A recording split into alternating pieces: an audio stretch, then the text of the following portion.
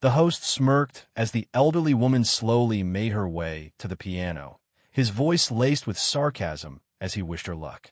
The producers hadn't brought her onto the show out of admiration for her musical ability. They had booked her for spectacularly a harmless, perhaps even humorous, segment designed to amuse viewers. But what they didn't realize was that Eleanor Mayfield, a once-celebrated piano prodigy, was about to deliver a performance that would rewrite their assumptions entirely. Eleanor gently adjusted the small, worn frame of her late husband that sat on the mantel above her fireplace. At 78, her hands still moved with grace, the same precision that once captivated audiences and critics alike. Her apartment was modest, lived in, filled with relics of a life full of quiet resilience. In the corner of her living room sat an upright piano, its ivory keys dulled by time, but lovingly cared for. Every morning without fail, Eleanor sat before that piano, letting her fingers glide through familiar pieces. It was her sanctuary, her link to a youth filled with dreams of concert stages and symphony halls. "Hello again," she whispered each morning, greeting the keys like old friends. At 17, Eleanor had been hailed as a rare talent. Her interpretation of Chopin's nocturnes was once described as like listening to moonlight in motion. But life had a different plan for her. A scholarship to a prestigious conservatory had been within reach until her father lost his job, and suddenly, survival trumped dreams. Eleanor took on a job at a local department store during the day and waited tables at night. Practice time became a luxury she couldn't afford. She told herself next year would be different, but next year never came.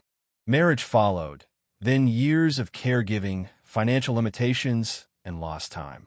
Her husband, Harold, passed away 15 years earlier.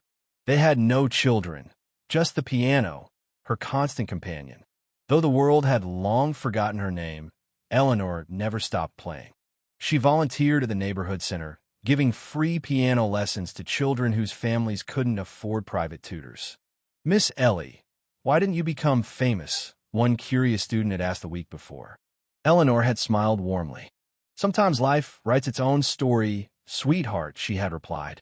What she hadn't said aloud was that a part of her always wondered what might have been. Far across town, in a brightly lit production office, television producer Julian Crane reviewed the upcoming segment list for his mid-tier variety show, Spotlight America. The show was coasting on nostalgia and light entertainment, safe, bland, and consistent. But ratings had dipped. "We need something with surprise," he told his assistant, Rachel, during their Tuesday meeting. "Something unexpected, viral potential, emotional, maybe even funny." Rachel hesitated, then mentioned a woman she'd seen at the community center while picking up her niece. "She teaches kids to play piano. Very grandmotherly. Looked like she stepped out of a Norman Rockwell painting." Julian leaned forward. "Interesting. That could work. Let's book her. Frame it as a special senior talent segment. The audience will expect something sweet and basic. If she's decent, it's heartwarming. If not, we pivot to light comedy. Either way, it's a moment." Rachel raised an eyebrow. "Isn't that a little manipulative?" Julian shrugged. "It's TV. We sell moments." The following week, Eleanor was tidying her lesson sheets when Rachel approached. "Ms. Mayfield, I'm with Spotlight America. We'd love to have you perform on our show next week." Eleanor blinked in disbelief. "I think you might be looking for someone else." "Not at all," Rachel replied earnestly. "We're celebrating real people with lifelong passions. You'd be perfect." It took gentle coaxing and the promise that she could play whatever piece she liked, but Eleanor agreed. She thought of her aging piano and the money she could use to finally repair it. Besides, a small part of her felt curious. What would it feel like to play on a real stage once again? When she arrived at the studio, Eleanor was escorted to a private green room. She noticed quickly she was separated from the other acts. Her gut stirred with unease. As Julian entered to greet her, his smile was practiced, his words rehearsed. "America loves authenticity," he said. "You're exactly what this show needs."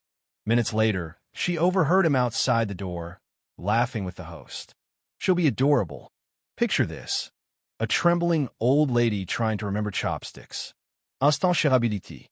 Eleanor sat still, her face calm, but her spine straightened. She could leave, or she could stay, and play. 15 minutes before airtime, Eleanor warmed up silently, her fingers ghosting over invisible keys. She had chosen Liszt's La Campanella, a technically ferocious piece known for defeating even experienced pianists. The host introduced her with a patronizing grin. Up next, we have a sweet senior who teaches piano to kids in her neighborhood. Let's give a gentle welcome to 78-year-old Eleanor Mayfield. The applause was warm, but expectanta, quaint prelude to an unremarkable act. Eleanor walked calmly onto the stage in her cream-colored dress, her shoes echoing softly against the floor. "So, Eleanor," the host said jovially, "what will you play for us today? Something fun? Mary Had a Little Lamb?" Laughter trickled through the audience. Eleanor smiled politely. "Actually, I'll be playing Franz Liszt's La Campanella." The host faltered. "That's ambitious." She took her seat at the grand piano. The room hushed. Her fingers hovered over the keys. Then she began. The first notes rang out light as bells, perfectly articulated. The audience shifted in their seats. Within seconds, whispers faded. People leaned forward. Her hands moved with elegance and speed, mastering the leaps and flourishes with grace. The music glittered, danced, and pulsed. What began as a setup for mockery became a masterclass. Even the skeptical lighting tech adjusted the spotlight to bathe her in golden warmth, casting the moment as the concert had become. Camera operators stood still. Judges leaned in. Phones lowered. By the time she reached the piece's climax, the entire theater was captivated. Her final chord rang into silence. 3 beats passed. Then, thunderous applause. A standing ovation. Cheers and whistles roared from the once dismissive crowd. People cried. Judges clapped. The host stood stunned. Eleanor bowed. Backstage, Julian whispered to Rachel, "Did you know she could do that?" Rachel replied, "You never asked."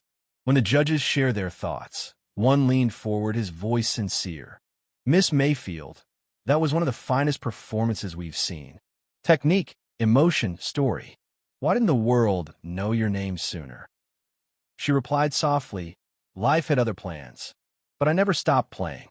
After the show, children, musicians, and strangers approached her. A girl asked for her autograph.